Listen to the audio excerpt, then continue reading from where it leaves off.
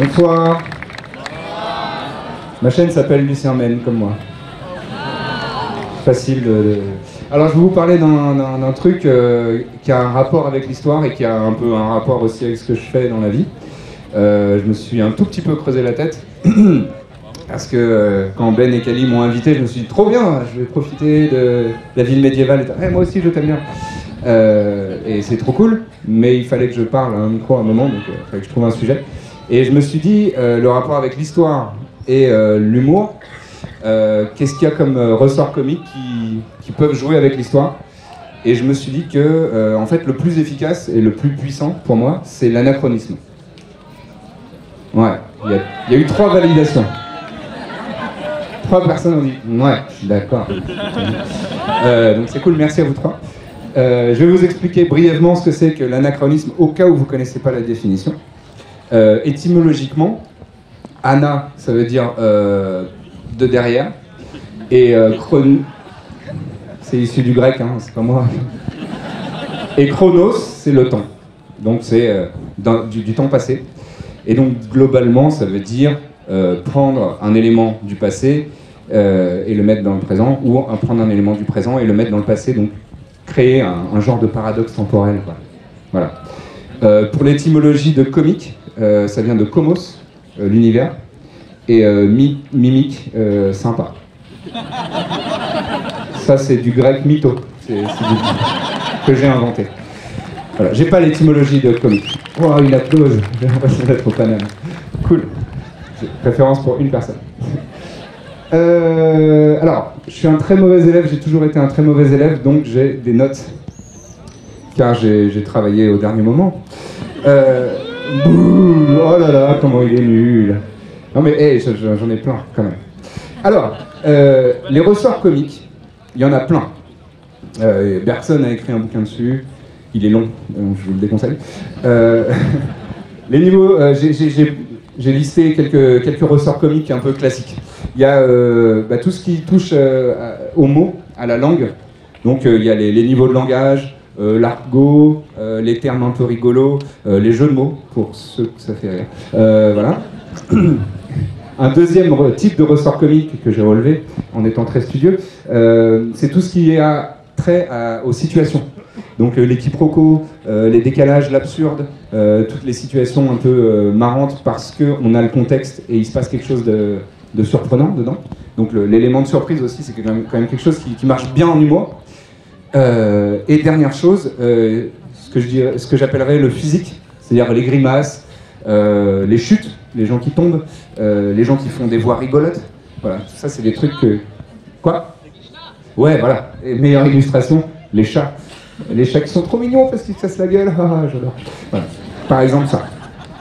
Et dans le comique d'anachronisme, j'ai relevé quelques trucs qui reviennent tout le temps en fait.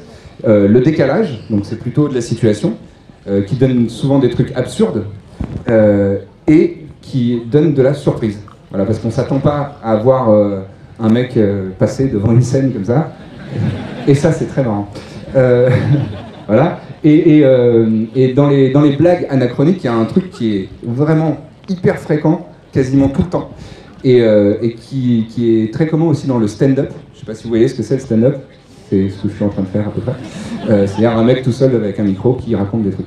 Voilà. Et ce qui est très commun entre les anachronismes, les comiques, le comique d'anachronisme et le stand-up, c'est ce que j'appelle, moi, l'ancrage dans le réel. C'est le ah bah ouais, c'est trop vrai, c'est trop ma vie, c'est trop ça. C'est les gens qui commencent leur blague par je sais pas si vous avez remarqué. C'est ça l'ancrage dans le réel pour moi. Voilà.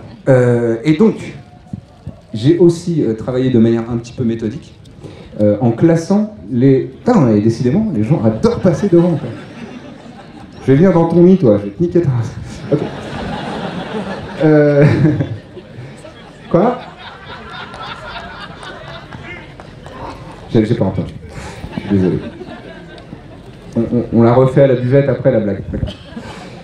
Donc, pour moi, dans les anachronismes, il y a ce que j'appelle l'anachronisme classique, c'est-à-dire vraiment la définition pure, c'est placer des éléments modernes dans un contexte historique du passé. Il y a un bon exemple, vraiment, bon, je suis pas sûr que vous connaissiez. C'est Kaamelott. Voilà. Et là, je pose le micro et vous avez 10 minutes de citation.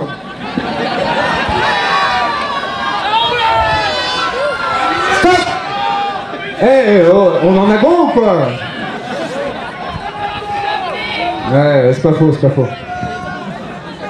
J'aurais jamais dit... En fait, il fallait que je monte et que je dise Kaamelott. Yes. Et donc dans Kaamelott... Yes. Ok.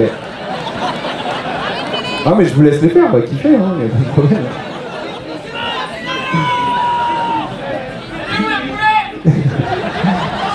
Là-bas, ils enchaînent une chanson carrément. On pisse pas dans l'église. Allez, c'était la dernière ou pas? Eh, j'ai le droit d'en faire une, moi? Ok.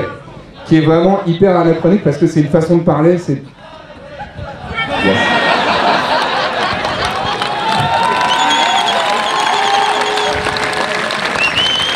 Ah ouais.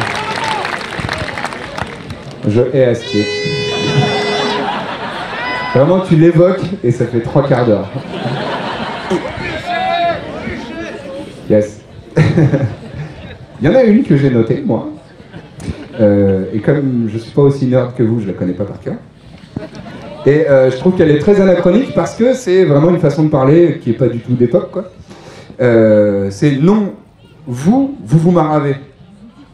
Quand on n'a pas la technique, faut y aller à la zob. Yes. Voilà. Et ça, c'est vraiment un super bon exemple de... les gars, ils sont... bon, c'est pas hyper... historiquement, c'est bof, hein, Kaamelott. Ouais.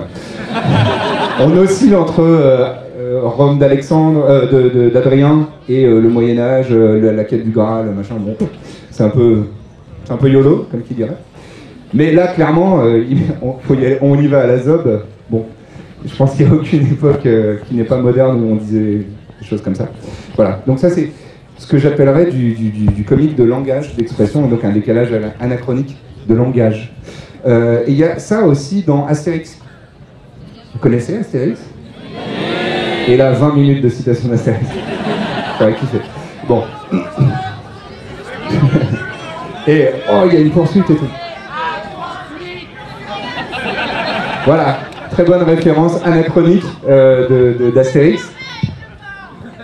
Le laisser-passer A38, les bureaux, machin, ça c'est clairement, ça, je pense que ça ne se passait pas comme ça à l'époque, mais nous on a connu l'administration française et ses déboires, et donc c'est ça qui nous fait rire dans Astérix, et ce passage-là. Pareil, les noms des personnages. Voilà, je doute qu'en moins 50 avant Jésus-Christ, ils avaient des politiques d'assurance et des mutuelles et tout ça. Et pourtant, Assurance X, c'est un personnage. Arrêtez maintenant, ça suffit. Je vous ai donné la parole, maintenant laissez-moi. Yes.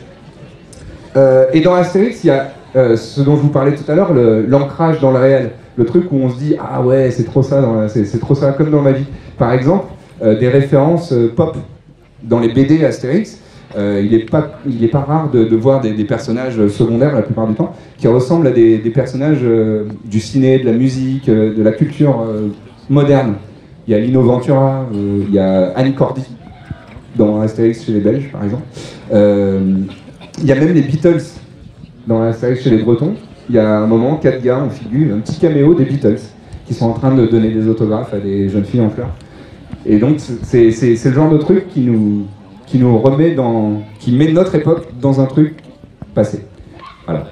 De quoi je voulais vous parler d'autre? Ah oui, et dans le film, enfin dans les films, mais j'ai envie d'en parler que d'un seul, celui qui est marrant. Mission Cléopâtre, voilà, d'Alain Chabat. C'est celui qui est vraiment drôle, quoi. Et effectivement, il y a beaucoup de blagues anachroniques. J'ai retenu moi une séquence, c'est la bataille entre numéro bis, enfin la baston entre numéro bis et Amon Beau-Fils. Voilà, et elle est clairement réalisée comme un film de kung-fu hongkongais. Les gars ils font des figures, ils remontent des piliers à la verticale et tout ça. Ils font un shifumi, c'est genre je doute qu'en Égypte antique on faisait des shifumi. Et Oui, non, mais pas en Égypte antique, quoi. Il y a des références à Jean-Claude Van Damme avec son fameux grand écart facial entre les piliers. Voilà, donc on est vraiment clairement dans des blagues anachroniques et ça marche hyper bien, quoi. Ça marche hyper bien de voir des personnages historiques, si j'ose dire, faire des trucs que nous on fait dans nos vies ou refaire des choses qu'on a vues dans des films modernes, quoi, comme le grand écart de Jean-Claude Van Damme ou des coups de pied où il nique la gueule du gars derrière lui, enfin voilà, ce genre de trucs, quoi. Donc ça, c'était pour vous parler des ancrages dans le réel dans Astérix, mais il y en a aussi dans un autre film, je suis pas sûr que vous connaissiez non plus, Retour vers le futur. Yes. Et c'est parti pour 17 minutes de citation. Yeah. Non mais... Oh, ouais, ouais. Les kilowatts, ouais. Là où on va, il n'y a pas besoin de route, ouais, tout ça. J'ai deux... c'est le paradoxe temporel, c'est clairement le sujet même du film. Donc je ne vais pas vous faire le pitch, hein, vous le connaissez. Mais il y a deux blagues qui ont retenu mon attention et qui sont clairement... qui jouent sur le ressort anachronique. C'est qu'en version originale, la mère de Marty, quand il remonte à son époque à elle, l'appelle Calvin Klein parce que c'est ce qui a marqué sur son slop. Vous vous souvenez de ce gag ou pas? En français d'ailleurs, en VF, c'est Pierre Cardin. C'est incroyable. L'équivalent à Calvin Klein n'existait pas dans les années 80 en France. Donc ils ont dit Pierre Cardin, ok. Mais donc c'est marrant quand même d'appeler un personnage par ce qui a marqué sur son slop, et Calvin Klein, je trouve que c'est une bonne blague. Bon voilà. Et il y a une autre blague qui est clairement paradoxe temporel de ouf, quand au fameux bal de promo à la fin du film, quand il va choper la guitare et qu'il joue Johnny B. Good, en faisant les moves de Angus Young, vous vous souvenez, sur la scène et tout, et en fait il fait tout comme un gamin des années 80, et qui adore le rock'n'roll et le hard rock et tout ça, et tout le monde est choqué à la fin. C'est vraiment un super bon gag, il a bloc dans son truc, il finit en power slide, des Who et tout, et il dit ouais, comprenez pas, mais vos enfants ils vont adorer. C'est génial comme blague d'anachronisme. Alors je vais tourner une page. Profitez.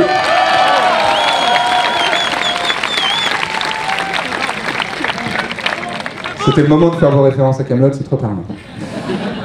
Il y a un deuxième type d'anachronisme, et qui est un peu marrant parce que c'est ce que j'appelle de l'anachronisme inversé. C'est-à-dire qu'on a vu là juste avant de mettre des éléments modernes dans le passé, et là dans l'exemple dont je vais vous parler, c'est l'inverse. C'est on va mettre des éléments passés dans le moderne. Yes! Tu es un spoiler. Donc dans Les Visiteurs, on parle du 1, hein. Encore une fois on parle plutôt des trucs marrants. Revoyez-le, il est incroyable ce film, il est vraiment très très drôle, quoi. Après, on a chopé 15 ans de clavier insupportable, mais l'original est très très drôle. Et là, donc on place clairement des personnages du passé, donc le comte de Montmirail et son fameux acolyte Jacouille, en 1993, via le truchement de la science-fiction. Et là, on est clairement dans des décalages et des situations complètement absurdes. Il y a du langage. Par exemple, Jacouille la fripouille, lorsqu'il entend des termes modernes, est-ce qu'il va les répéter 10 milliards de fois en gueulant? Le fameux « Ok !» Qu'est-ce que c'est que ce « Beans ?» Ou encore « C'est dingue !» Quoi? Béatrice la Pouffiasse aussi. Aussi. Merci à toi, je l'avais pas noté. Ok. Il y a aussi des usages et des objets modernes. Il y a des super gags avec notamment quand ils arrivent dans le présent, enfin, dans le présent de 93, hein, ça va être un peu vieilli, mais ils voient la vieille voiture de la poste, et évidemment la chariote du diable. Il y a point de bœuf pour la tirer, un sarrasin. Exactement. Souvenez du moment où il répond au téléphone aussi, Jacouille? Oui, il comprend pas ce qui se passe parce qu'il parle dans l'endroit où il est censé... Voilà, il fait des bruits d'oiseaux. À la fin, il... au corps, c'est horrible. C'est vraiment des super bons gags. Ils prennent une bouteille de Chanel numéro 5 dont ils se servent dans la baignoire pour laver leurs vieux oripeaux et leurs gambisons qu'on n'est pas censé laver. J'ai retenu les gars du BO.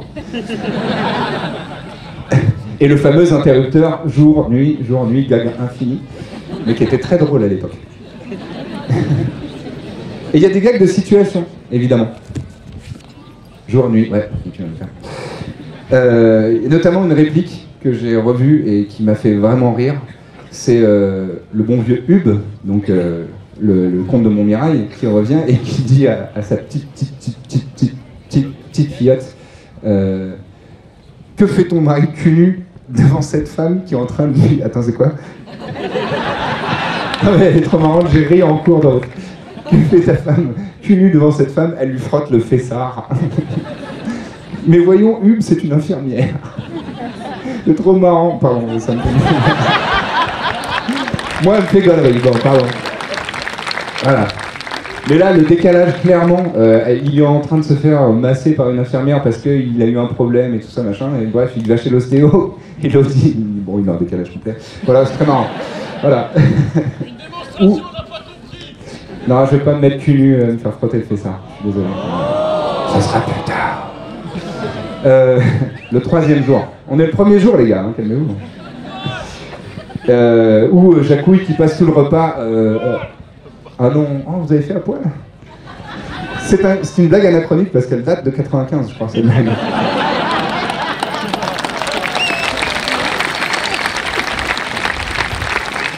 Allez, je finis sur l'anachronisme que j'appellerais du futur. Ou, pour les jeunes, pour les moins de 25 ans, du turfu. À vos hashtags.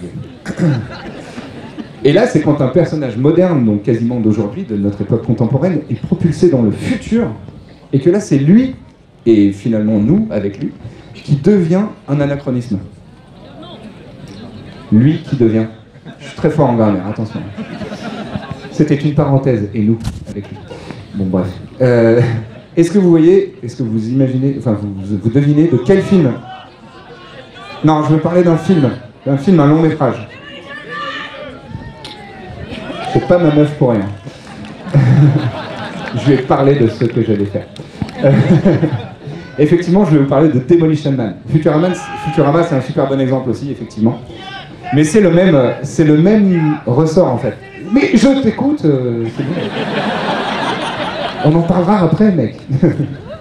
Effectivement, dans Demolition Man, tu as John Spartan qui s'est fait cryogéniser en 96 et qui est réveillé, décryogénisé en 2032, je crois, donc genre 40 ans plus tard, pour combattre son ennemi juré, le fameux Simon Phoenix, meilleur nom du cinéma d'action, hein, je crois, Simon Phoenix.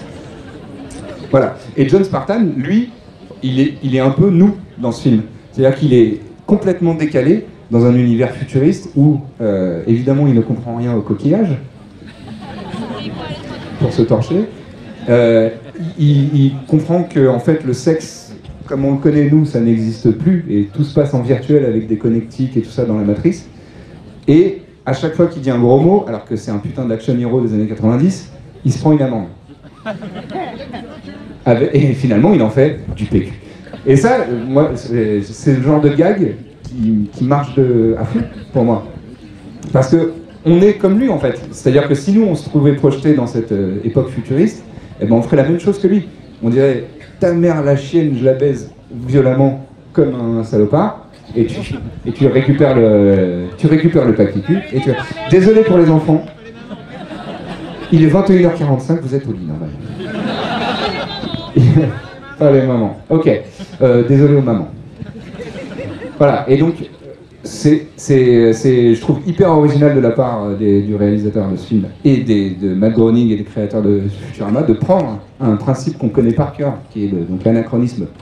On prend, dans le passé, on fait des références modernes, et là, ils ont inversé le truc. Ils ont pris nos références, qui normalement sont dans le passé, et là, nous mis dans le futur. Et est-ce que ce serait pas ça le futur?